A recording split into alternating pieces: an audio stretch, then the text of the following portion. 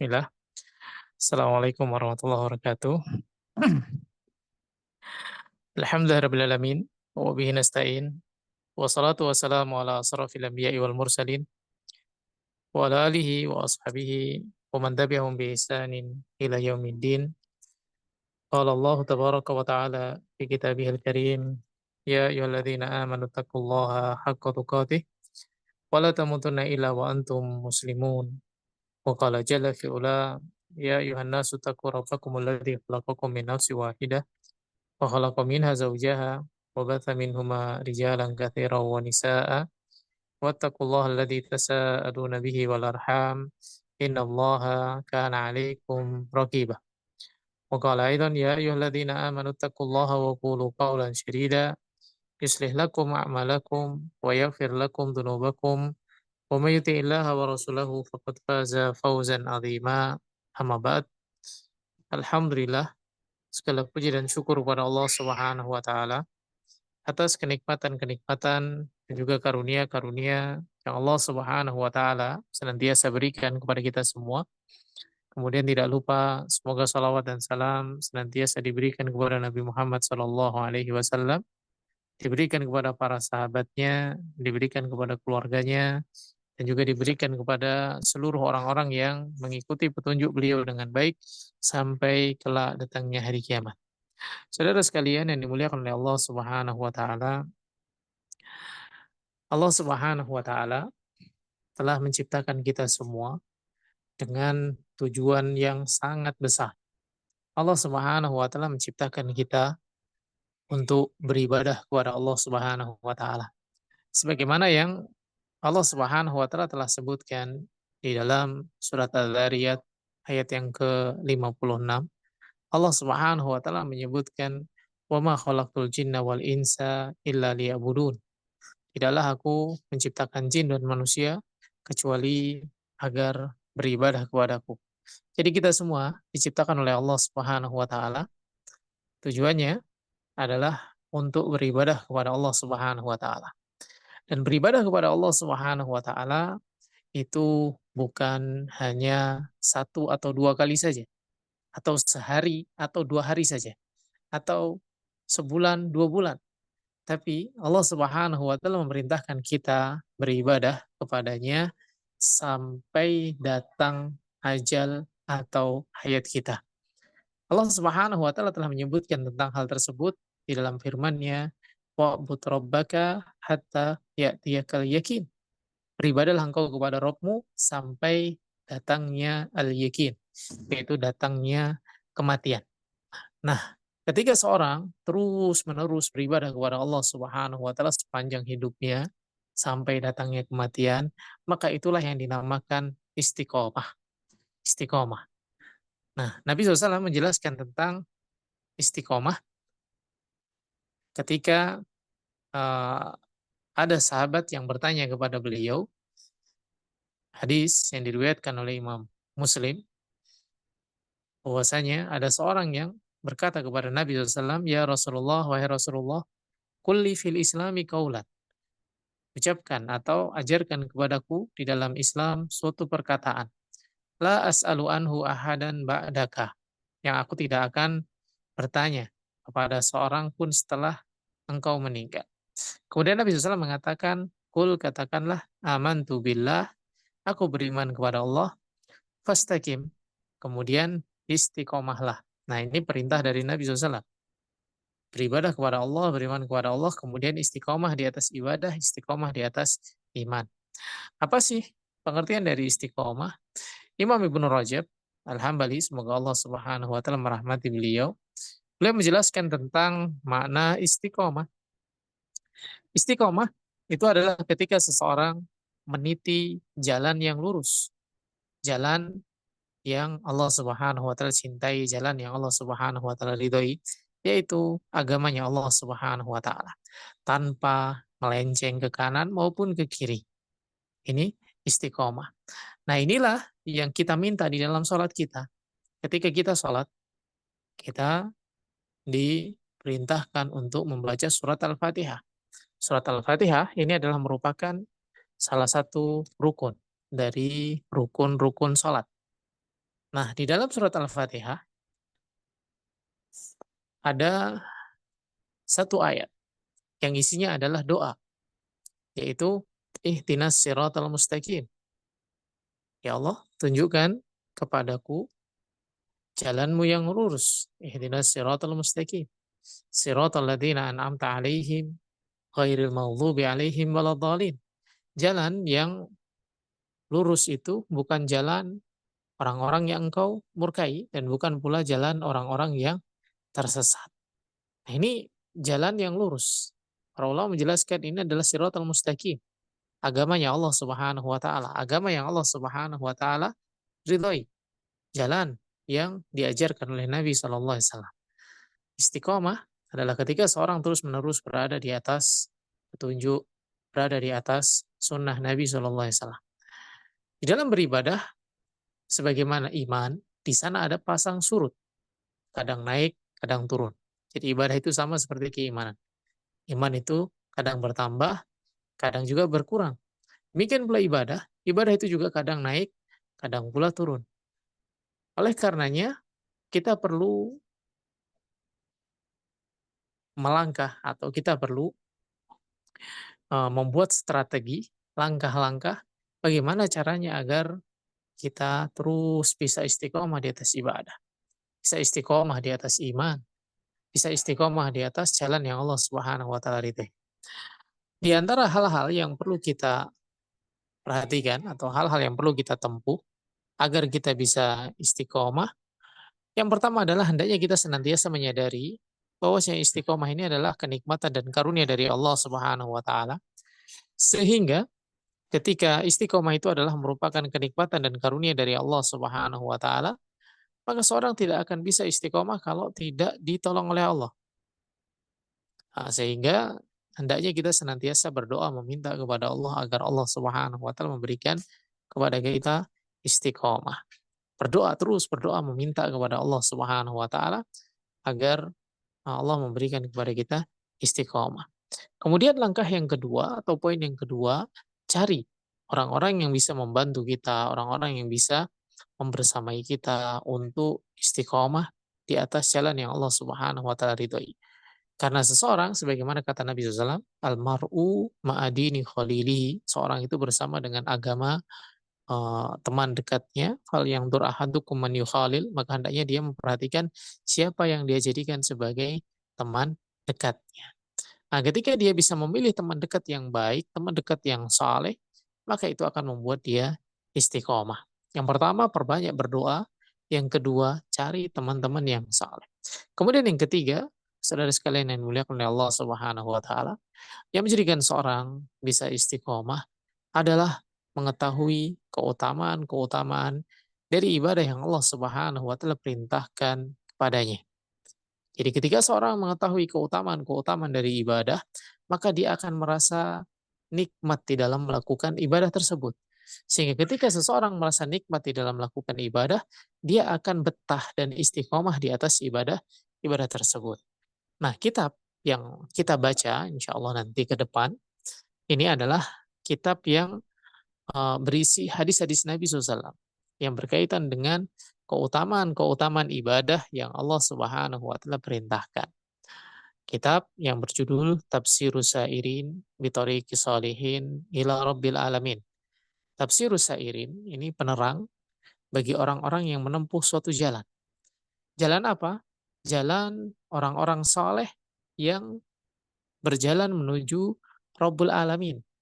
Jadi orang yang pengen mengikuti jejak dari orang-orang soleh yang berjalan menuju Rabbul Alamin, maka kitab ini berisi hadis-hadis yang dengannya kita bisa uh, mendapatkan dorongan untuk istiqomah di atas ibadah, istiqomah di atas iman, istiqomah di atas ketaatan kepada Allah Subhanahu wa taala.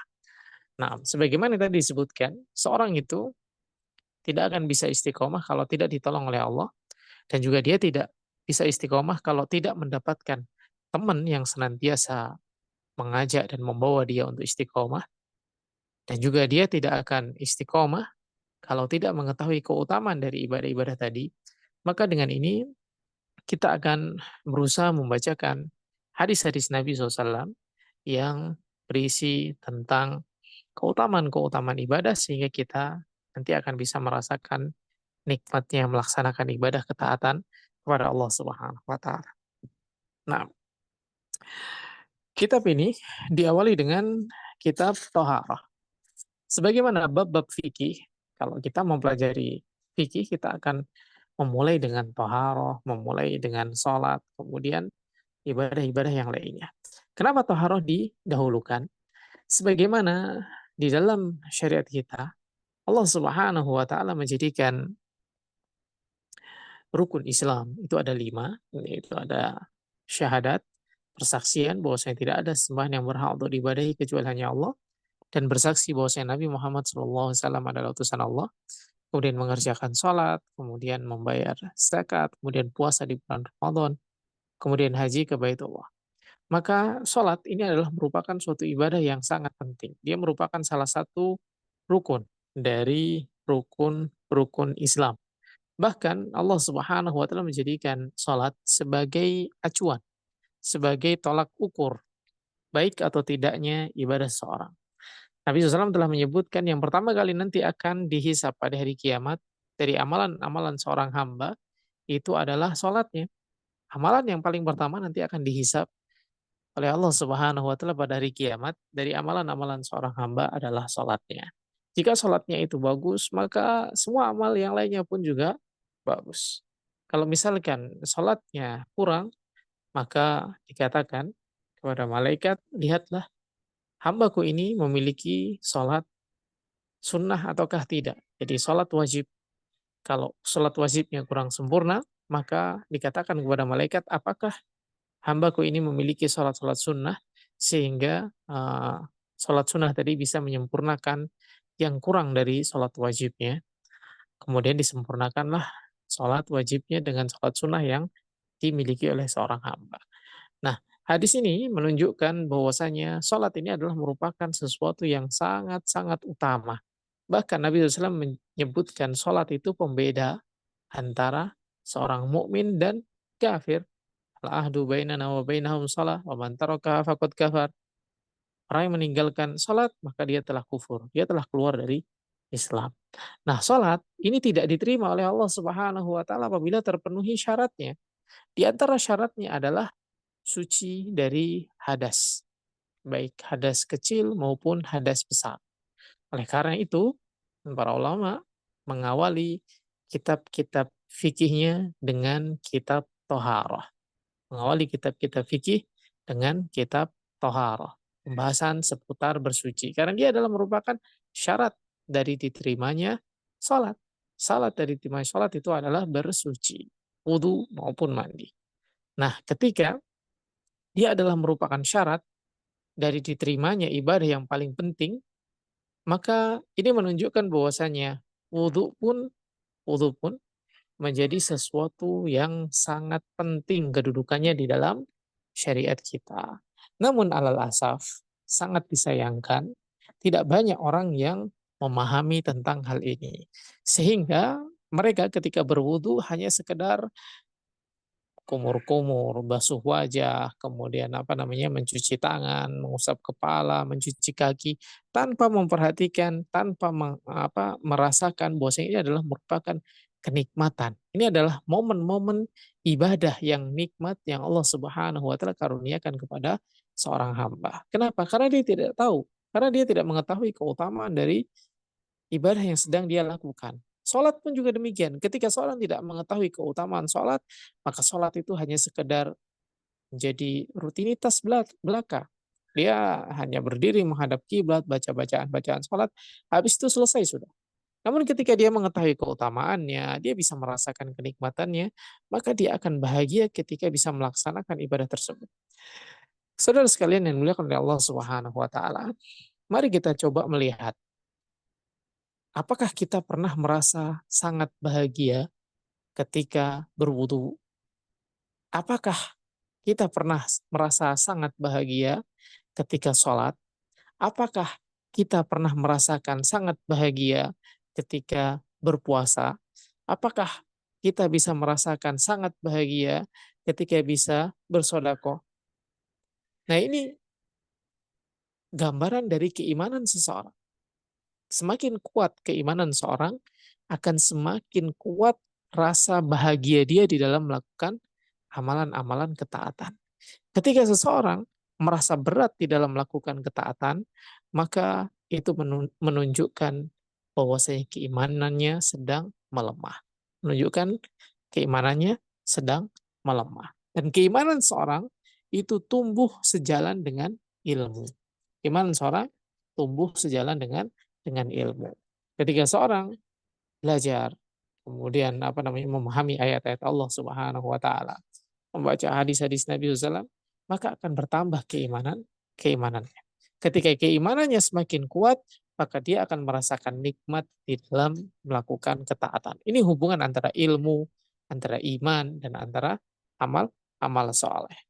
Nah, kita langsung masuk ke dalam kitab At-Taharah, kitab yang pertama, yaitu kitab At-Taharah. Di dalam kitab Taharah diawali dengan hadis pada bab Fadlul Wudu, bab keutamaan dari berwudu. Yang pertama, fi Sahihain, di dalam kitab Sahihain. Sahihain itu kitab Bukhari dan kitab Muslim. Sahih Bukhari dan Sahih Muslim. Halaman ke-15. Di dalam kitab Sahih Bukhari dan Sahih Muslim, dari sahabat Abu Hurairah radhiyallahu taala anhu. Cek. Dari sahabat Abu Hurairah radhiyallahu taala anhu,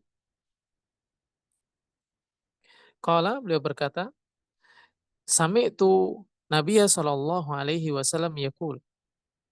Aku mendengar Nabi sallallahu alaihi wasallam beliau berkata, "Inna ummati, sesungguhnya umatku, yud'auna yaumal qiyamah ghurran muhajjalin min athalil wudu. Faman istata'a minkum an yutila ghurratahu falyaf'al." Umat ini, kata Nabi SAW, nanti akan diketahui. Umat ini nanti akan dikenali dengan adanya apa? Ghurran muhajjalin min athalil wudu. Cahaya yang bersinar, cahaya yang bersinar dari anggota-anggota wudhu yang terbasuh dengan air wudhu. Maka barang siapa yang mampu memperpanjang tandanya, tanda-tanda bekas wudhu tadi, perhiasan tadi, falyaf'al, maka hendaknya dia eh, melakukannya. Hendaknya dia melakukannya. Nah, dari hadis ini dapat kita ambil faidah bahwasanya wudhu ini adalah merupakan keutamaan dari umat ini.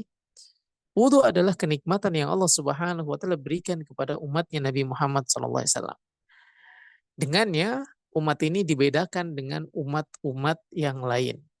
Nah, umat ini dibedakan dengan umat-umat yang lain. Nabi SAW mengetahui dan mengenali umatnya dengan adanya tanda-tanda bekas wudhu.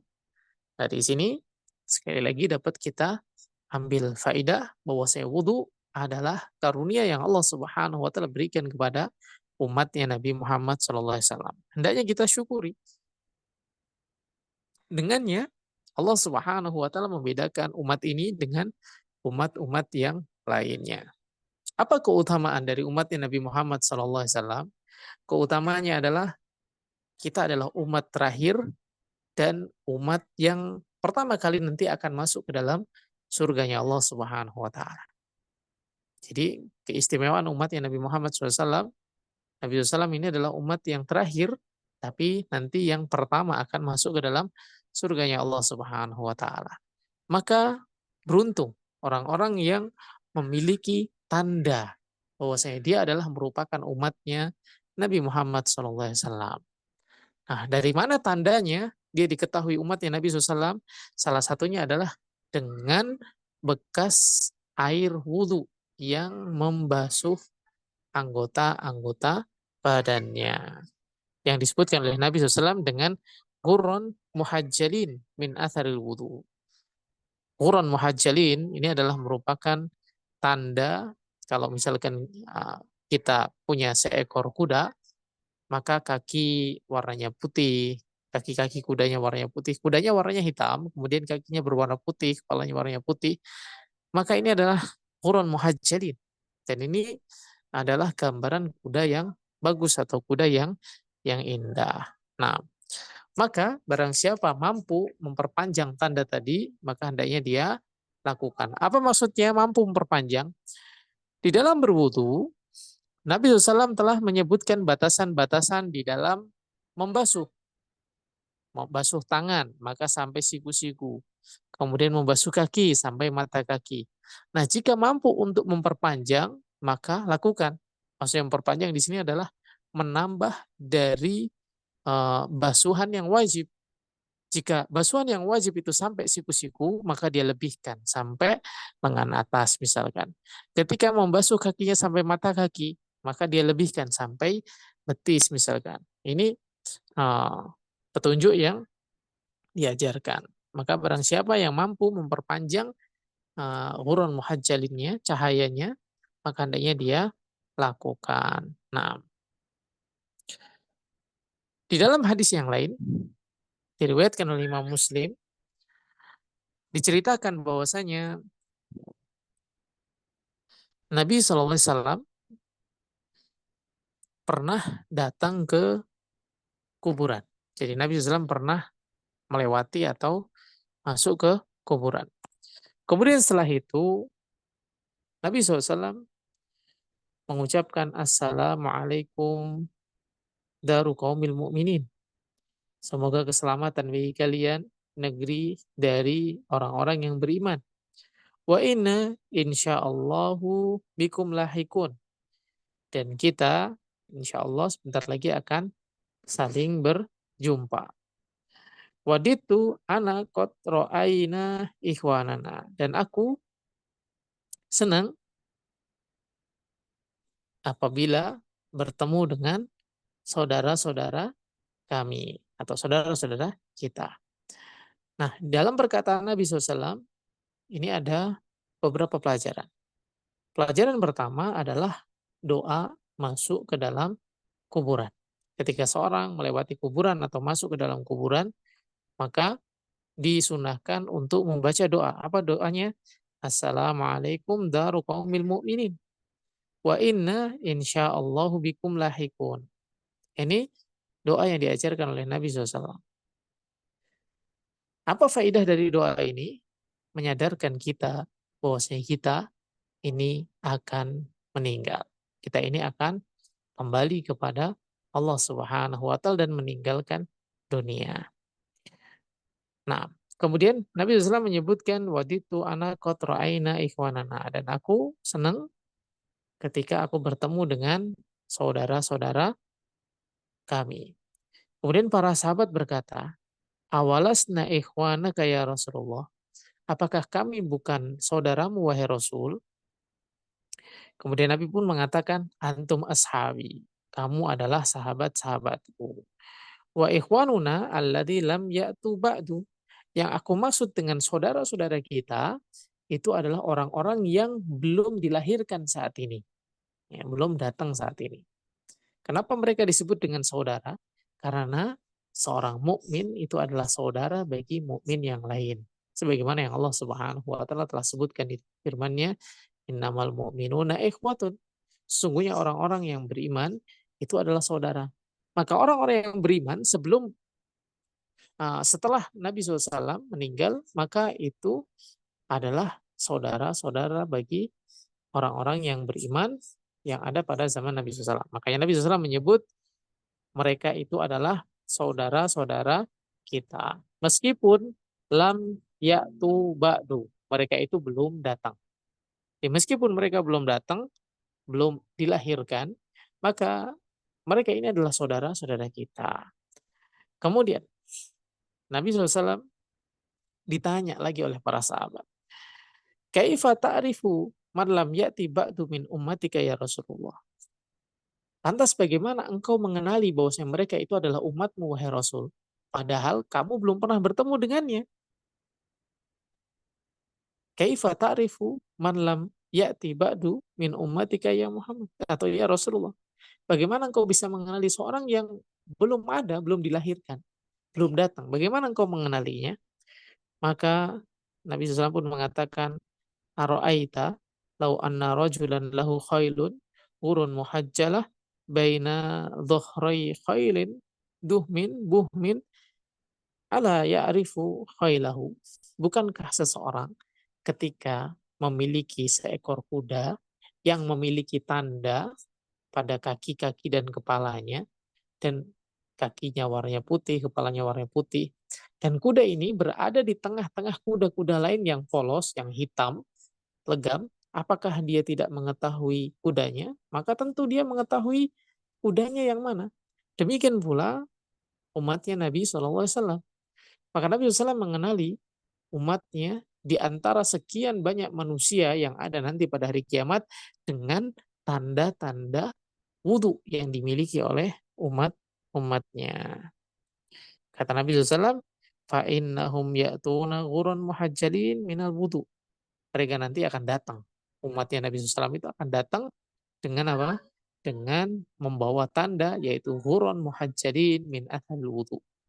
Tanda bersinar dari tangan dan kakinya serta wajahnya dikarenakan bekas dibasuh atau disiram dengan air wudhu. Nah, hadis-hadis ini menunjukkan tentang keutamaan wudhu yang pertama, yaitu apa? Wudhu ini adalah merupakan tanda umatnya Nabi Muhammad SAW. Orang yang berwudhu, maka dia akan bersinar anggota wudhunya dan dia menjadi tanda bahwasanya dia adalah merupakan umatnya Nabi SAW. Dan tadi telah disebutkan keutamaan umatnya Nabi SAW, dia nanti akan pertama dimasukkan ke dalam surganya Allah Subhanahu wa taala.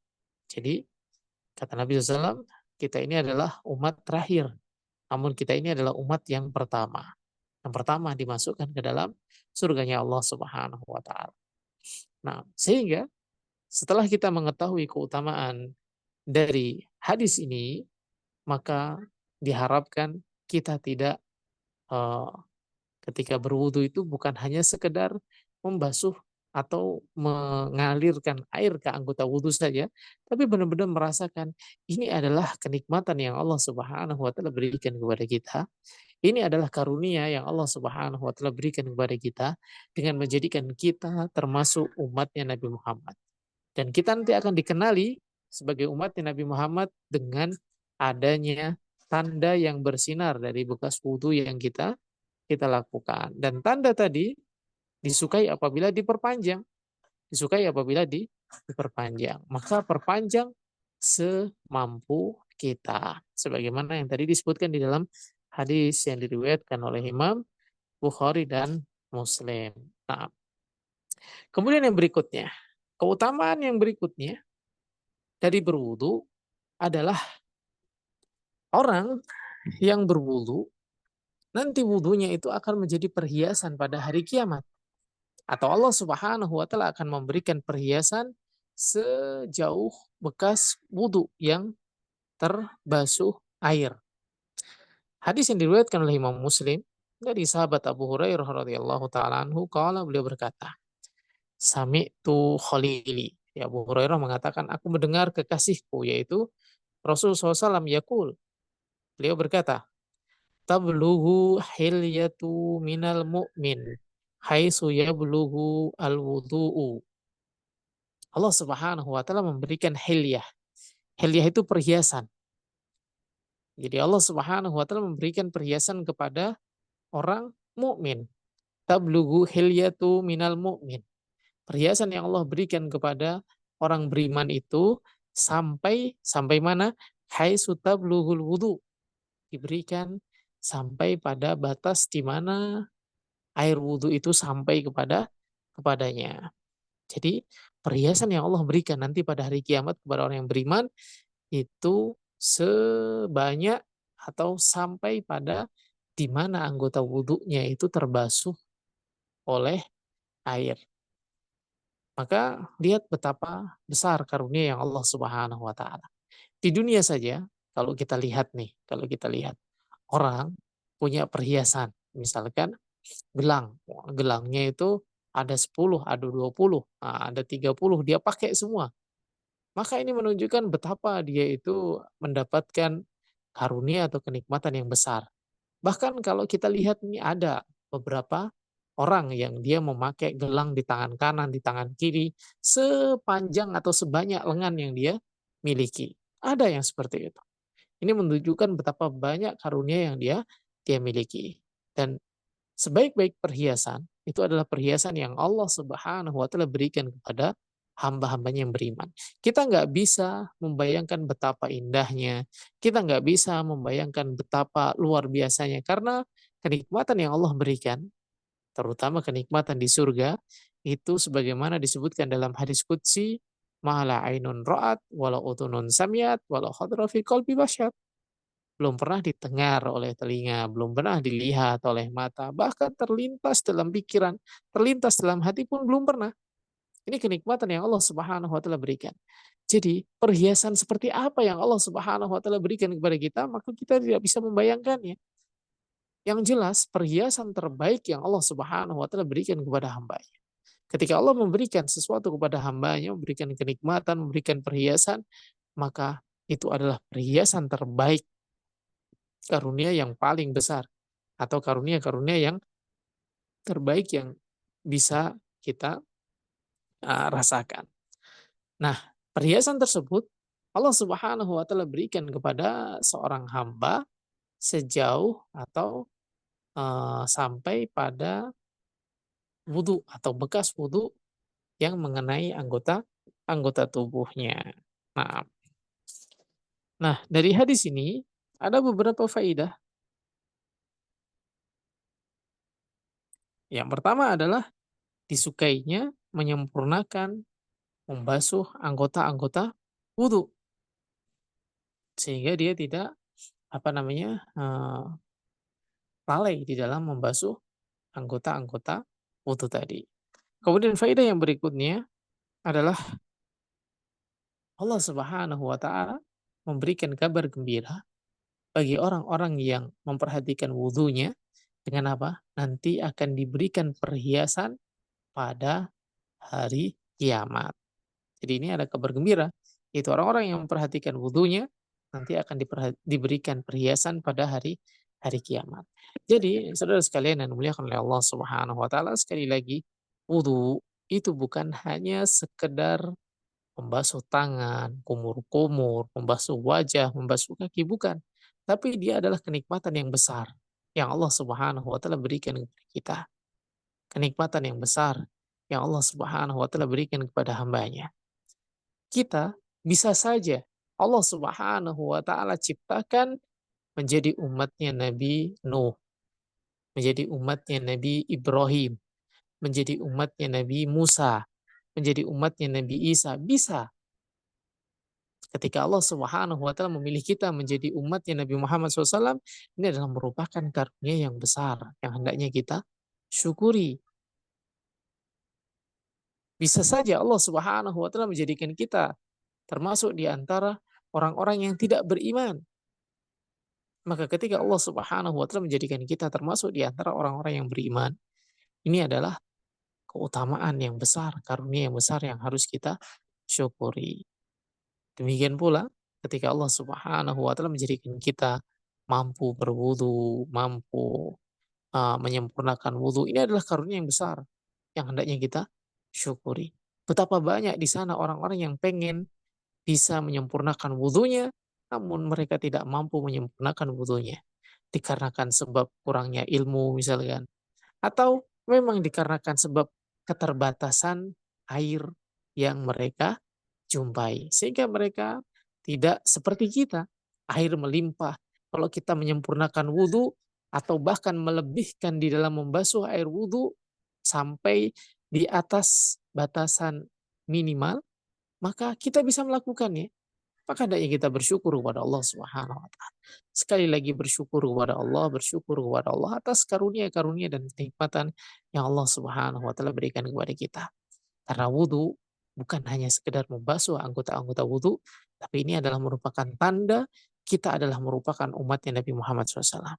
Ini adalah merupakan salah satu wasilah atau sebab kita diberikan perhiasan nanti pada hari kiamat oleh Allah Subhanahu wa taala. Nah, dengan kita mengetahui keutamaan wudhu, diharapkan dengannya akan memacu semangat kita untuk memperhatikan wudhu kita. Wallahu taala alam. Mungkin ini dulu yang dapat disampaikan pada pertemuan malam hari ini.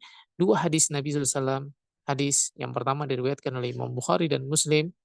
Hadis yang kedua, hadis yang diriwayatkan oleh Imam Muslim tentang keutamaan wudhu. Yang pertama, wudhu adalah merupakan tanda bahwasanya seseorang adalah merupakan umatnya Nabi Muhammad SAW. Yang kedua, wudhu menjadi sebab seseorang nanti akan diberikan perhiasan oleh Allah Subhanahu wa taala pada hari kiamat nanti. Wallahu taala a'lam. Baik, mungkin ini dulu yang bisa disampaikan. Barakallahu fikum. Eh, Waktu dikembalikan kepada moderator. Tafadhol. Baik, barakallahu fikum Ustaz, jazakumullah khairan atas ilmu yang telah antum sampaikan. Dan masya Allah teman-teman, semoga Allah senantiasa menolong kita untuk memperbaiki kualitas ibadah kita dan juga kualitas amal kita. Dan insya Allah kita sudah masuk ke sesi tanya jawab. Bagi teman-teman yang ingin bertanya langsung pada Ustadz, tafadhol bisa menekan tombol raise hand-nya dan atau bisa menuliskan di kolom chat Zoom meeting-nya. Silakan. Tapi Ustadz, ada pertanyaan tertulis. Assalamualaikum Ustadz, izin bertanya, bagaimana cara tetap istiqomah tetapi lingkungan atau keluarga tidak mendukung? Demikian Ustadz. Nah, bagaimana cara kita untuk istiqomah meskipun lingkungan tidak mendukung atau orang tua tidak mendukung? Maka perhatikan firman Allah Subhanahu wa taala.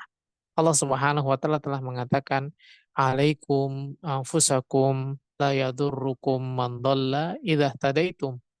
Alaikum anfusakum. Perhatikan dirimu, jaga dirimu. La yadurrukum man dhalla idza tadaitum. Orang-orang yang tersesat itu tidak akan mampu memberikan kemudaratan bagi dirimu jika kamu sudah mendapatkan petunjuk. Jadi, ketika kita berada dalam lingkungan yang tidak mendukung, keluarga juga kurang mendukung, fokus pada diri kita, fokus untuk terus istiqomah di atas apa yang telah kita ketahui. Ini yang pertama. Yang kedua, perbanyak berdoa meminta kepada Allah Subhanahu wa taala agar Allah Subhanahu wa taala memberikan kekuatan, memberikan istiqomah, dan juga jangan lupa berdoa kepada Allah Subhanahu wa taala meminta agar orang-orang di sekeliling kita mendapatkan hidayah. Orang tua kita mendapatkan hidayah, lingkungan kita juga menjadi lingkungan yang mengenal Allah Subhanahu wa taala. Berdoa, meminta kepada Allah Subhanahu wa taala. Kemudian jika memang benar-benar tidak mampu melakukan ketaatan di tempat tersebut, alam takun ardullahi wasi'ah, fatuhajiru fiha, kata Allah. Bukankah bumi Allah Subhanahu wa taala itu luas sehingga kamu bisa hijrah pergi dari tempat tersebut? Jika memang kita benar-benar tidak bisa melakukan ketaatan di sana. Namun jika memang masih bisa melakukan ketaatan, meskipun dengan apa, disertai adanya celaan, istiqomah, berusaha untuk terus berada di atas jalan yang Allah ridhoi. Lihat bagaimana Nabi SAW ketika berdakwah, bagaimana Nabi SAW ketika beribadah disakiti, baik fisik maupun non-fisik. Bersabar, selamatkan diri sendiri. Ini yang perlu kita perhatikan. Alaikum anfusakum, selamatkan dirimu sendiri. Perhatikan dirimu sendiri. Kalau kamu sudah selamat, kamu sudah apa namanya mendapatkan petunjuk, maka orang-orang yang tersesat itu tidak akan pernah memberikan kemudaratan kepada seperti itu. Jadi perbanyak meminta tolong kepada Allah Subhanahu wa taala. Cari teman-teman yang bisa menguatkan kita untuk istiqomah. Wallahu taala alam. Nah, Baik Ustadz, jazakumullah khairan Ustadz atas jawabannya. Baik Ustadz, ada pertanyaan masuk lagi dari Okti Hawa. Ustadz, izin bertanya, bagaimana cara menghilangkan waswas saat wudhu kayak kita sudah dibasuh tapi agak ragu Ustadz.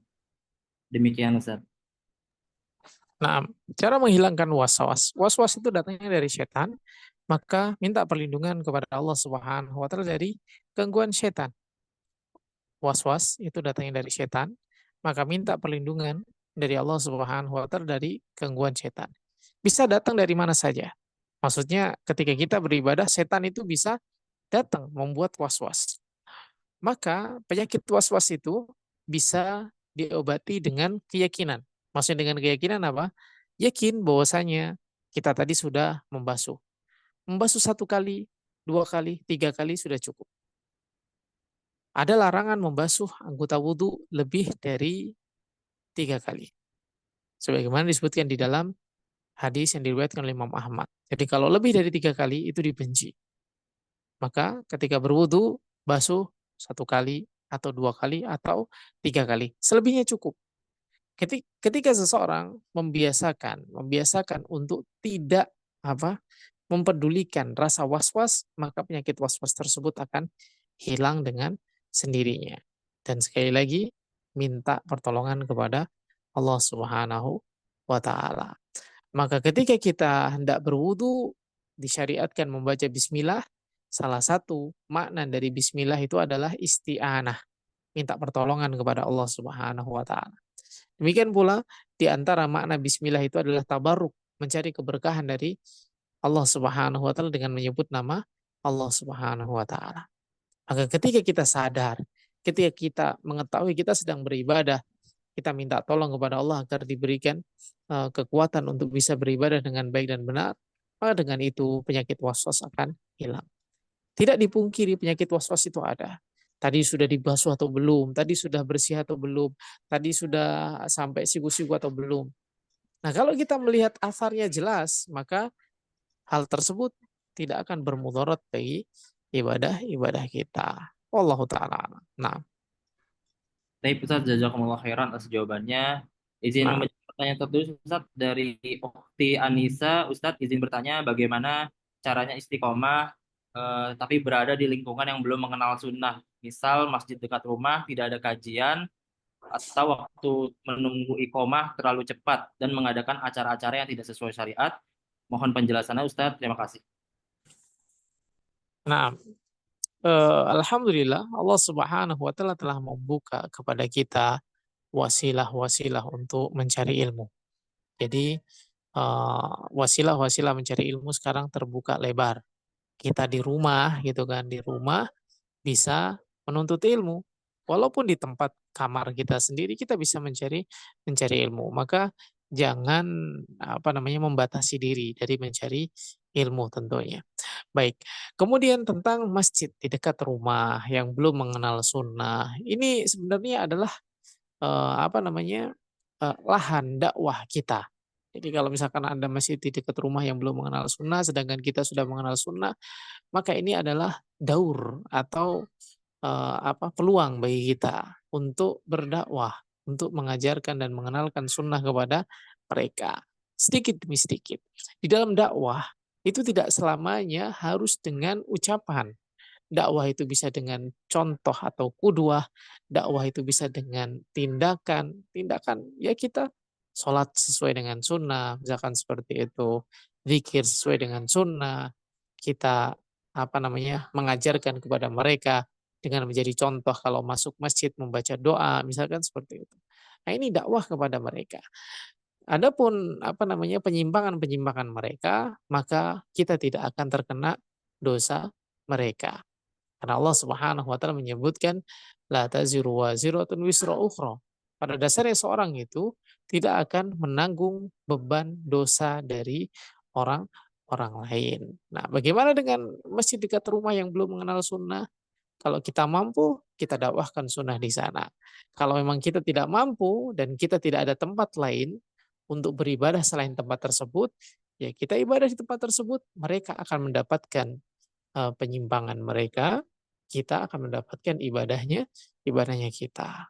Intinya eh, berusaha untuk menyelamatkan diri istiqomah di atas ilmu, istiqomah di atas iman, istiqomah di atas amal soleh, bukan berarti kita apa mengasingkan diri dan tidak mau berbaur dengan orang-orang di sekeliling kita. Bisa jadi dengan sikap kita yang berbaur dengan mereka, kemudian menunjukkan ini ibadah sesuai dengan apa yang diajarkan oleh Nabi SAW, tanpa menggurui mereka, tanpa menggurui itu, oh kamu salah, harusnya seperti ini dan seperti itu. Langsung dikasih contoh sikap yang benar, kemudian dengan adab dan akhlak yang baik kita dengan mereka, maka bisa jadi ini adalah merupakan jalan mereka mendapatkan hidayah. Karena kebanyakan kaum muslimin, apalagi yang masih muda-muda gitu kan, di lingkungan dakwah, mereka menganggap dakwah itu dengan lisan. Dakwah itu harus diucapkan, dakwah itu harus meluruskan. Apa maksudnya dakwah itu harus diucapkan? Jadi ketika ada yang salah, harus langsung diomongin. Ini salah, harus langsung dikasih tindakan. Padahal dakwah itu jauh lebih luas, jauh lebih fleksibel, jauh lebih hikmah tata caranya. Bisa dengan sikap yang ramah kita kepada mereka, bisa dengan contoh-contoh yang baik dari kita kepada mereka. Akhlak yang baik itu akan menjadi penghias dakwah kita kepada orang-orang di sekitar sekitar kita. Wallahu taala alam. Nah, Jazakumullah khairan Ustaz atas jawabannya. Ustaz, mungkin satu pertanyaan lagi Ustaz. tafadhol. Tapi Ustaz, dari Akhi Rifan, mau tanya Ustaz, bagaimana pendapatnya mengenai jika ada orang yang dulunya pernah istiqomah di banyak ibadah, lalu qadarullah mendapatkan pekerjaan halal yang membuat keistiqomahan ibadahnya sedikit terganggu, sehingga menyebabkan rasa futur itu datang Ustaz. Demikian Ustaz. Nabi SAW pernah menyampaikan kepada kita semua apa yang disampaikan oleh Nabi SAW. Likulli ummatin fitnah. Setiap umat itu mendapatkan ujian. Wa fitnatu hadhil ummah al-mal. Dan ujian dari umat ini adalah harta. Sadari, harta, dunia, ini adalah ujian yang Allah Subhanahu wa taala berikan kepada umat ini. Dan Nabi SAW takut hal ini menimpa kita semua. Nabi SAW pernah mengatakan, ma'ahsya alaikum al-faqra. Wallahi ma'ahsya alaikumul faqra. Aku enggak khawatir kefakiran itu menimpa kalian. Walakin ahsya alaikumut takatsur. Tapi aku khawatir menimpa kalian itu adalah takatsur. Takatsur itu apa? Sibuk mengumpulkan harta, sibuk bekerja, walaupun halal. Lihat bagaimana Allah Subhanahu wa taala menyebutkan di dalam firman-Nya, alhaakumut takatsur hatta zurtumul maqabir. Kalla saufa ta'lamun summa kalla saufa ta'lam. Takatsur, lomba-lomba di dalam memperbanyak harta. Ini akan menjadikan seorang lalai dari jalan Allah Subhanahu wa taala. Orang ketika mencari nafkah, orang ketika bekerja, niatnya benar, yaitu untuk ibadah, maka dia tidak akan lalai dari beribadah. Tapi ketika dia bekerja, niatnya adalah untuk mengumpulkan dunia, maka inilah yang dikatakan oleh Allah Subhanahu wa taala, alhaakumut takatsur. Melalaikan kalian at-takatsur. Maka mari kita introspeksi diri, mari kita lihat kepada diri kita sendiri, ketika kita kerja, apa yang kita cari. Ketika yang kita cari adalah dunia atau mengumpulkan dunia, hati-hati, bisa melalaikan. Namun ketika yang kita cari adalah ketika kita bekerja agar kita bisa beribadah, niatkan ketika bekerja itu agar kita bisa beribadah, atau bekerjanya sendiri itu adalah merupakan ibadah, maka suatu ibadah ini tidak akan pernah menghilangkan ibadah yang lain. Ingat, ibadah tidak akan pernah menghilangkan ibadah yang lain. Justru ibadah yang benar itu akan saling menarik satu sama lain. Akan saling menarik satu sama lain. Maksudnya menarik satu sama lain itu akan mengundang satu sama lain. Ketika seorang kerja, niatnya untuk ibadah, maka ibadah-ibadah yang lain akan ditarik datang. Dia akan bisa sedekah, dia akan bisa membantu orang lain, dia akan bisa melaksanakan ibadah umrah, ibadah haji, dan lain sebagainya. Ibadah-ibadah yang lain akan berdatangan. Dia bisa mencari ilmu, dia bisa membiayai orang-orang yang mencari ilmu. Ini ketika seorang niat kerjanya benar, niatnya ibadah, maka ibadah-ibadah yang lain akan datang. Tapi ketika dia bekerja, meskipun halal, tapi niatnya adalah untuk mengumpulkan dunia, Jadi kecenderungan terhadap dunia itu jauh lebih besar daripada kecenderungan dia terhadap akhirat di dalam bekerja, maka hati-hati. Kata Allah Subhanahu wa taala, "Alhaakumut takatsur." Mengumpulkan harta, memperbanyak harta itu bisa menjadikan kamu lalai. Dan itulah yang menjadikan seorang itu bisa futur. Futur dari ilmu, futur dari iman. Ketika apa? Ketika dia mulai mengejar dunia. Bagaimana solusinya? Mulai kembali merelakan dan meninggalkan dunia yang menjadi tujuan dia melakukan sesuatu. Kembali ke jalan Allah Subhanahu wa taala. Kembali ke jalan yang Allah Subhanahu wa taala cintai dan jalan yang Allah Subhanahu wa taala ridhoi. Inilah yang akan menjadikan seorang kembali istiqomah. Istiqomah di atas ilmu, istiqomah di atas iman, istiqomah di atas amal soleh. Karena sekali lagi Nabi SAW mengatakan likuli ummatin fitnah wa fitnatu hadhil ummah al-mal. Setiap umat itu mendapatkan ujian dan ujian yang Allah Subhanahu wa taala berikan kepada umat ini adalah harta. Nah, mudah-mudahan Allah Subhanahu wa taala senantiasa menjaga kita agar kita tidak terjatuh pada fitnah harta. Barakallahu fiikum. Naam.